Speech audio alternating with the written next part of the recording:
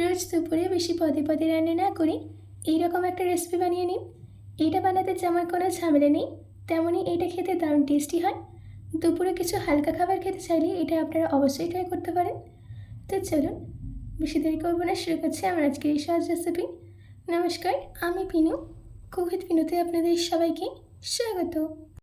এই রেসিপিটা বানানোর জন্য সবার প্রথমে আমি এখানে সবজির মধ্যে নিয়েছি 3টে মিডিয়াম সাইজের আলু। আলুটাকে লম্বা করে কেটে নিয়েছি। 8টা কচু, কচুটাকেও আমি আলুর মতো করে কেটে নিয়েছি। 3টে সজনে ডাঁটা এইভাবে কেটে নিয়েছি। আর নিয়েছি একটা বড় সাইজের বেগুন, বেগুনটাকে আমি মোটা করে আর লম্বা করে কেটে নিয়েছি। এবার একটা মশলা রেডি করে নেব। তার জন্য একটা গ্রাইন্ডিং জারের মধ্যে দিয়ে দিচ্ছি 2 চামচ সর্ষে, 1.5 চামচ জিরে, দিচ্ছি 20 কোয়া রসুন, ঝালের জন্য 3টে শুকনো লঙ্কা আর 5 চামচ জল দিয়ে এটার একটা স্মুথ পেস্ট রেডি করে নেব। দেখুন পেস্টটা রেডি করে নেওয়া হয়ে গেছে। এবার একটা কড়াইয়ের মধ্যে দিয়ে দিচ্ছি 4 চামচ সর্ষের তেল। তেল গরম হয়ে গেলে দিতে হবে, আমি এখানে রান্নাতে ডালের বড়ি ইউজ করেছি।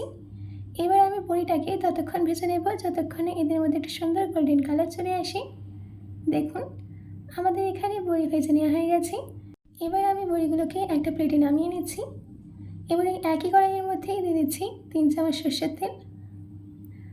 তেল গরম হয়ে গেলে দিতে হবে হাফ ছোটো চামচ 5 ফোড়ন। 5 ফোড়নের ফ্লেভারটা তেলের মধ্যে চলে গেলে দিয়ে দিতে হবে কেটে রাখা আলু আর দিচ্ছি কেটে রাখা কচু। আলু আর কচুটাকে মিডিয়াম ফ্লেমে 3 মিনিট ভেজে নিতে হবে।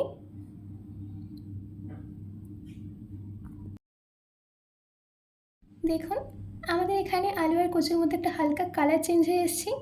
এবার আমি এই স্টেজে এর মধ্যে অ্যাড করে দিচ্ছি 2টো মিডিয়াম সাইজে কেটে রাখা টমেটো। টমেটোটা দেওয়ার পর দিয়ে দিচ্ছি স্বাদ মতো নুন। এবার আমি এটাকে ততক্ষণ রান্না করে নেব যতক্ষণ না টমেটোটা একদম সফট হয়ে যায়।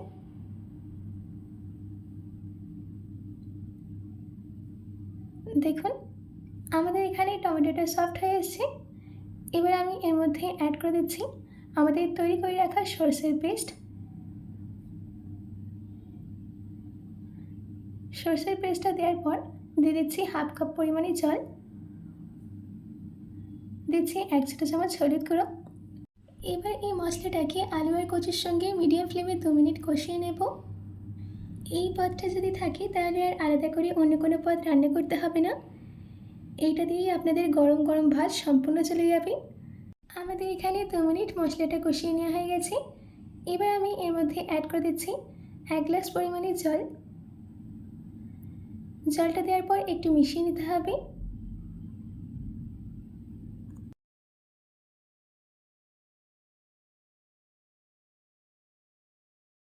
তারপর ঢাকা দিয়ে একটা বয়েল আসা অবধি ওয়েট করব।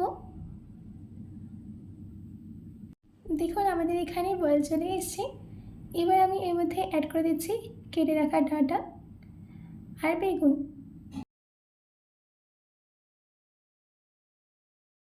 ডাঁটা আর বেগুনটাকে দেওয়ার পর ভালো করে মিশিয়ে নিচ্ছি।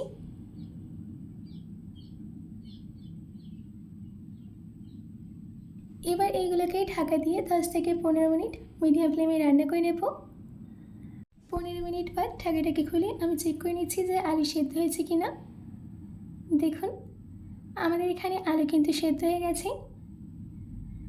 এবার আমি এর মধ্যে অ্যাড করে দিচ্ছি ভেজে রাখা বড়ি।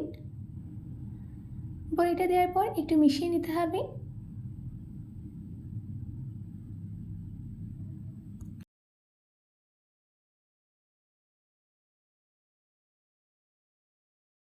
মিশিয়ে নেওয়ার পর সবশেষে ধনেপাতা কুচি দিয়ে আরও 1 মিনিট রান্না করে নেব। তাহলে আপনারা দেখতেই পেলেন যে এই রেসিপিটা বানানো কতটা ইজি। তো দেরি না করে ঝটপট এই রেসিপিটা আপনারা বানিয়ে নিন।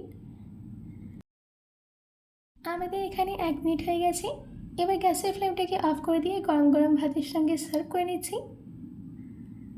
আশা করছি আমার আজকের এই ডাঁটা আলুর বড়ির তরকারিটা আপনাদের ভালো লেগেছে। বাড়িতে এটি অবশ্যই ট্রাই করবেন ও কমেন্ট বক্সে কমেন্ট করে জানাতে একদম ভুলবেন না। তো আজকের মতো এটুকু, আবার দেখা হচ্ছে অন্য কোনো রেসিপি নিয়ে। ভালো থাকবেন, সুস্থ থাকবেন।